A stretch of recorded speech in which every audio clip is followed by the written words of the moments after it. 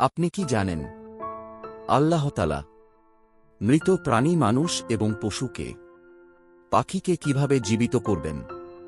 হযরত ইব্রাহিম আলাইহি ওয়াসাল্লাম আল্লাহ তাআলা বললেন, হে আল্লাহ, আপনি কিভাবে মৃতকে জীবিত করবেন? আমি একটু দেখতে চাই।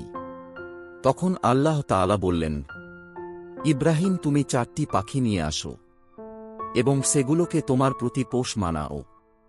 তারপর তুমি পাখিগুলোকে জবাই করে তাদের গোশত একে অপরের সাথে মিক্স করো। তারপর ওই গোশতগুলোকে 4টি পাহাড়ের উপর রেখে দাও।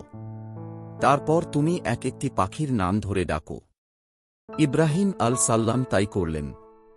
হযরত ইব্রাহিম আলাইহি ওয়াসাল্লাম যখন পাখিগুলোর নাম ধরে রাখলেন, তখন হয় গোশতগুলো এবং হাড়গুলো একত্রিত হয়ে পাখি হয়ে হযরত ইব্রাহিম আলাইহি ওয়াসাল্লামের সামনে এসে উপস্থিত হয়। সকলেই বলুন সুবহানাল্লাহ।